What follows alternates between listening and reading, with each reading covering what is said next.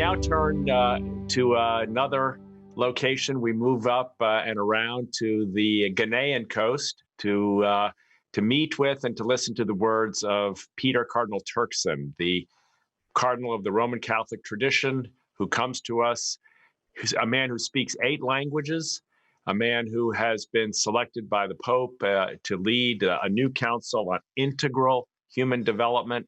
When I think of Cardinal Turkson, I think of those words in the great parable of the gospel, where the child comes home and the father says to the older brother, "My son, everything I have is yours." I believe in some ways that the tradition that Cardinal Turkson represents invites us to remember that in the Father's eyes, in the Creator's eyes, everything that is his is ours. Cardinal Turkson. I'm very honored and very grateful for this occasion to be part of this celebration of a global show of solidarity. And I just like to share with you a small experience I had as a young lad growing up and studying the classical languages.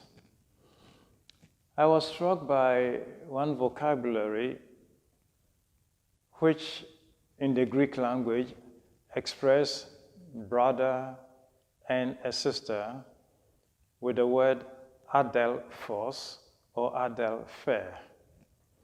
And the etymology of those words just meant that brothers and sisters are so basically because they're from the same womb, adelphos or adelphe, from the same womb.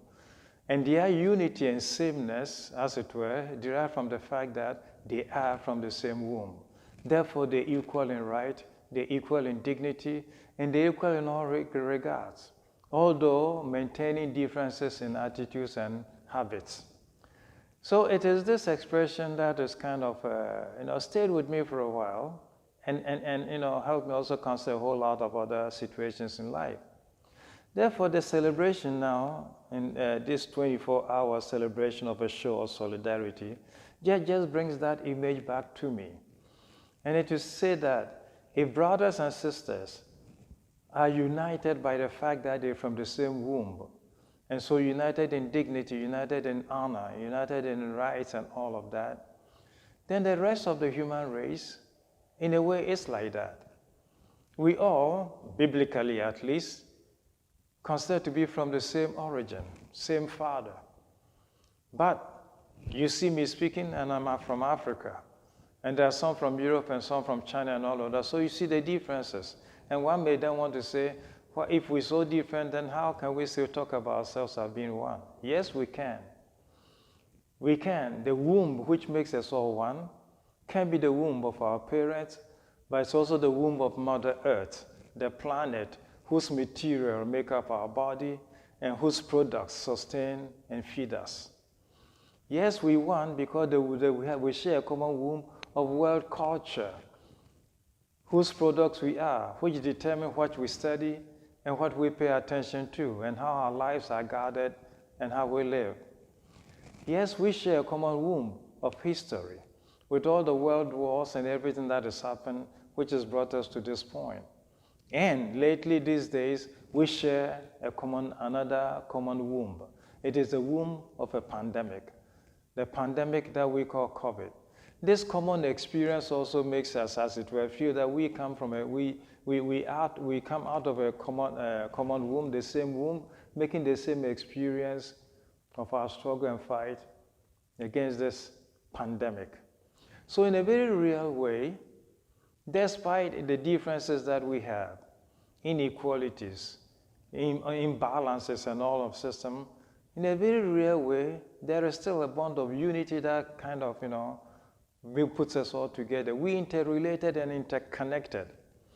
That's why in 2015, at the United Nations, when the former Secretary General Ban Ki-moon was presenting the SDG project, he said that this was a human dignity narrative that leaves nobody behind.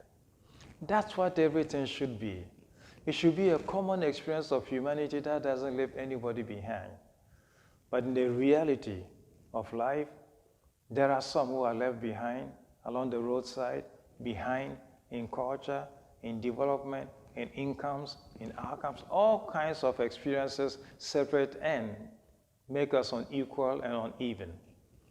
So I consider this event that is being celebrated now as a kind of a wake-up call to what we are by nature, and recognize what we are by nature, seek to live and to realize that. So let's go looking for our brothers who are discarded and left behind. Let's go look for our sisters who have been abandoned and kind of cast along the side of the road. Let's go look for the very many whose absence make us feel less whole and less wholesome. And bringing them all on board, we begin to make a real sense of the unity of the human family. So I want to thank you again for organizing this event. And I commend this event to the prayer for God's blessing, for success, and want to thank everybody who has helped to put this together, and all the very many speakers who, with their words of inspiration, will lead us all to rethinking the unity of our being in a common family. So thank you. May God bless this event.